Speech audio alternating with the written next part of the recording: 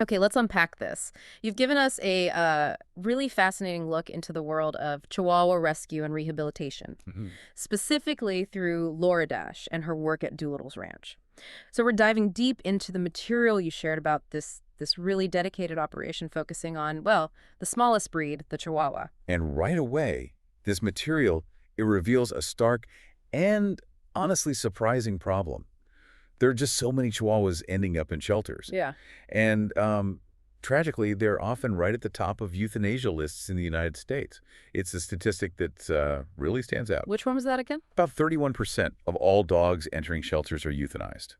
And Chihuahuas are, well, disproportionately represented in that number. 31%. Yeah. Gosh, that is just heartbreaking, especially, for such a tiny dog. It is. And the material you shared gives us some pretty clear context for why this might be happening. It seems to point a finger directly at pop culture trends. Yeah. Think back, you had the Taco Bell dog, right? And those Beverly Hills Chihuahua movies. Oh, right. I remember those. Exactly.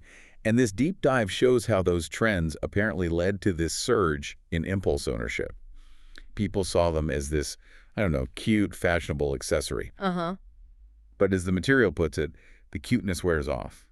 And their small size, sadly, makes them seem easy to throw out onto the street. Just disposable, horrible. Yeah. Which is precisely where Laura Dash steps in. Her mission at Doolittle's Ranch, as you see it described in the material, is giving these dogs a second chance. And for many, it really is a last chance. She operates based on what she calls the 4 Rs. The 4 Rs, what are they? Rescue, remedy, rest, and rehome. Rescue, remedy, rest, rehome. Got it. And what becomes clear pretty quickly is that this rescue isn't, just taking the easy cases. No. No, the material highlights they specifically take on dogs with really significant needs. We're talking broken legs, dogs needing extensive eye surgery, even dogs with tumors. Wow. Often, these are the ones other rescues just don't have the resources or maybe the capacity to handle. Right. So our mission for this deep dive then is to really pull back the curtain on the realities of rescuing and rehabilitating these tiny dogs. Mm-hmm. We'll look at the challenges, and they are significant, complex medical issues, behavioral trauma, just the sheer scale of it all. Absolutely. The scale. And also, hopefully, celebrate the triumphs of finding them forever homes. And it's all based specifically on this material you provided. Yeah, that scale is definitely the place to start. We mentioned it, but it's worth emphasizing again.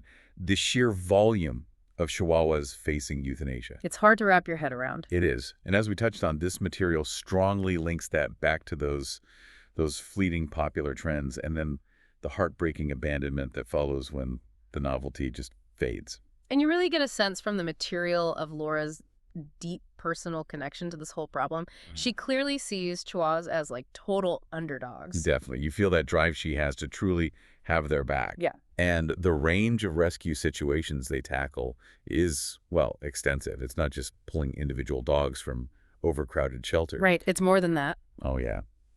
They're dealing with strays found in incredibly difficult urban environments and even large groups discovered in abandoned locations. Abandoned locations like buildings. Exactly. We'll get into that. It's pretty intense. Okay. Well, speaking of challenging cases, the material gives us a really detailed, almost raw look at a few specific dogs.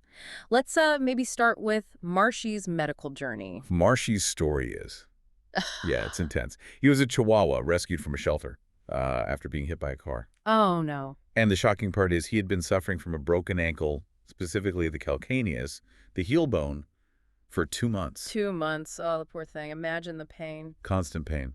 And the shelter, they just didn't have the, well, thousands of dollars needed for the specialized surgery. That kind of surgery isn't cheap, especially orthopedics. Not at all. But Laura saw him online, and despite that daunting cost, she just, knew she had to take him on. Just saw him and felt she had to help. Pretty much. And that's when the medical challenge really escalated. They consulted with an orthopedic specialist, Dr. Norris. Okay. And they looked at his original x-rays from like 2 months prior. The bone fragment had actually moved significantly further up his leg since then. Oh, wow. So it wasn't stable? No, it had traveled about 4 millimeters more. Mm-hmm.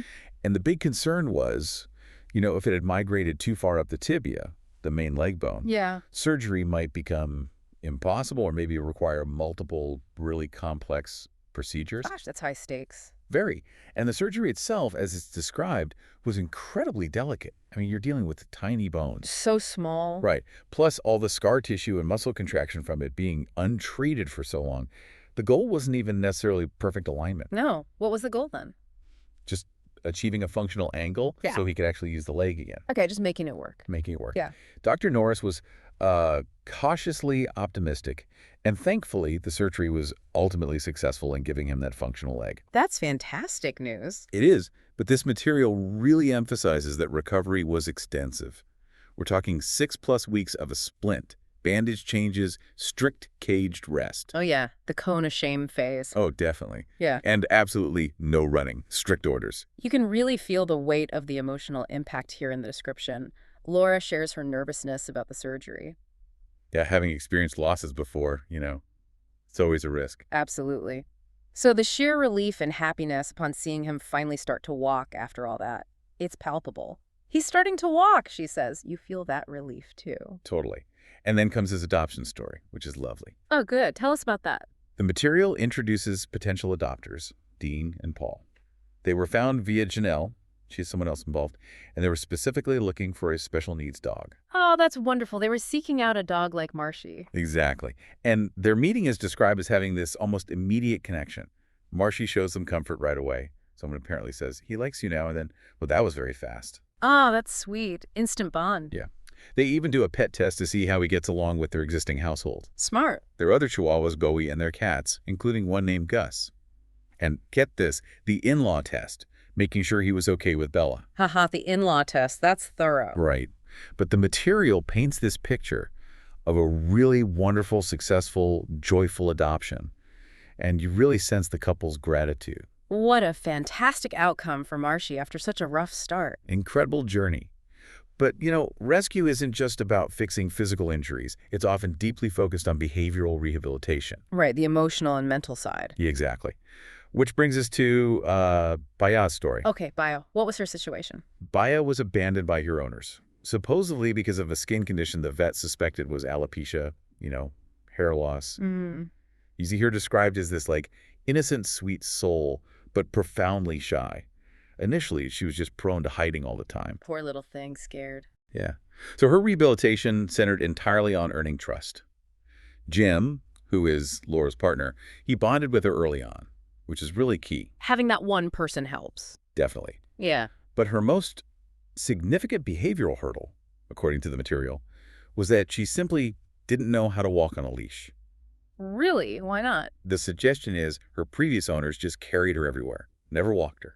Oh, interesting. So she never learned. Never learned. And the leash training process described as really insightful. Collars terrified her. She would apparently just freak out. Yeah, some dogs hate the pressure on their neck. So they went through different harnesses until they found one that was, quote, a nice fit. Trial and error. Yep. And the technique they used is fascinating. They basically let Bea lead. They just followed her without putting any pressure on the leash, just allowing her to get used to the feeling, the idea of walking with it on. Gentle approach. Patient. Very patient. And the payoff is clear in the material. She's walking now on a leash. Big success. That's great progress. Did she find a home too? She did. Her adoption story echoes Marshy's success, actually. She was put online and adopted by a couple, Deborah and Doug, who also had another Chihuahua named Bowie. Another Bowie. Okay. Right. And the material describes an instant, visible connection between Baya and her new family. Her tail was wagging happily. Ah. And they make sure to clarify it wasn't like an anxious wag, Yeah. It was a happy wag. That's an important distinction. Good. And you read about Jim's emotional reaction to this adoption, happy tears. Oh, yeah. Yeah. It really encapsulates that bittersweet feeling for the rescuers. You're overjoyed they found a home, right? Amherst. That's the goal. But it's also sad because you inevitably create such deep bonds with these little lives. Absolutely. You pour your heart into them. It must be hard to let go, even when it's a happy ending. Exactly. So from shy Baya, we move to a completely different kind of challenge. Grumpy. Grumpy. Okay. The name suggests a certain personality. Uh-huh. His story is a pretty stark portrayal of serious trauma and aggression. Okay. Where did they find him? He was found as a stray in an absolutely dangerous location, the L.A. River, under the 6th Street Bridge. The L.A. River, that concrete channel. Yeah, the material describes it as No place for a scared Chihuahua. It's this massive concrete channel that, can become a raging torrent instantly after rain. Definitely dangerous. How do they even rescue him from there? Well, the rescue itself sounds incredibly difficult, almost like cinematic. They were searching this huge, dark, abandoned space, Oh my goodness. described as a pitch-black tunnel, like out of a horror movie. Jim even makes this really stark comparison to clearing buildings in Iraq. Wow. That gives you a sense of the danger and intensity. Totally. And cornering Grumpy was a challenge because he was severely aggressive, just fully in defense mode, Ready to fight. ready to bite, his mouth like a weapon, the material says. They needed gloves just to capture him safely. Understandable. Poor guy was probably terrified. Exactly. And then there's this detail about his ear. It was cut. Cut. It's not specified how, but Laura's reaction in the material is intense. She gets angry, asking, how could somebody cut his ears? Oh, that's awful. Deliberate cruelty. Yeah, and it's clearly suggested this might be a major reason behind his aggression and, well, his grumpiness. That makes sense. Trauma like that. For sure. So the assessment process they describe is crucial for understanding his trauma. They used Benny, who's called a balanced dog, as a sort of baseline. Okay, a stable dog to see how Grumpy reacts. Right. And Grumpy shows clear signs of extreme fear. He runs back to his crate, and he even exhibits playing dead. Playing dead, really? Yeah, the material identifies it as thanatosis.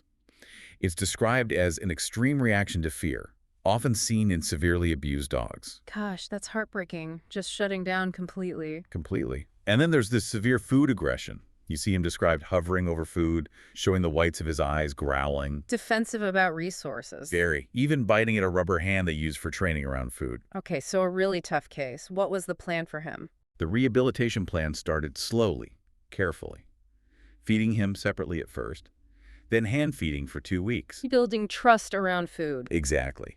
Before attempting to reintroduce a bowl with the pack. But it's acknowledged in the material, he has a long way to go. Understandably, that kind of trauma takes time. Loads of time.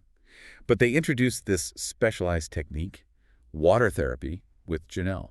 Water therapy, how does that work for aggression? Well, the purpose, as it's explained, is to build confidence and promote relaxation. And it's apparently particularly effective for trust building with tough cases like Grumpy. Interesting. Tell me more. The description of the pool session is really vivid.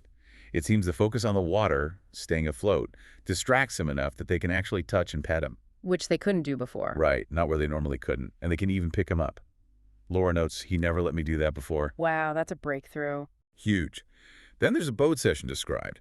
The open water causes him to lose his balance slightly, apparently, which prompts him to cling closer to the person holding him. Ah, encouraging reliance and trust. Clever. Yeah. And you see progress noted, he seems more calmer.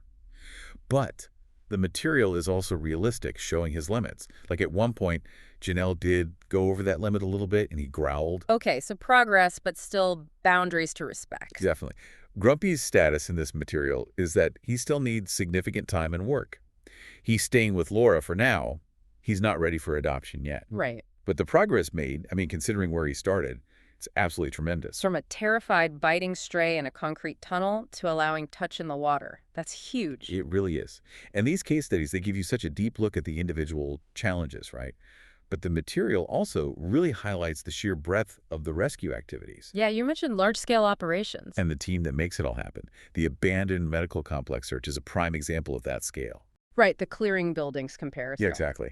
The scene is described as truly scary, like a horror movie.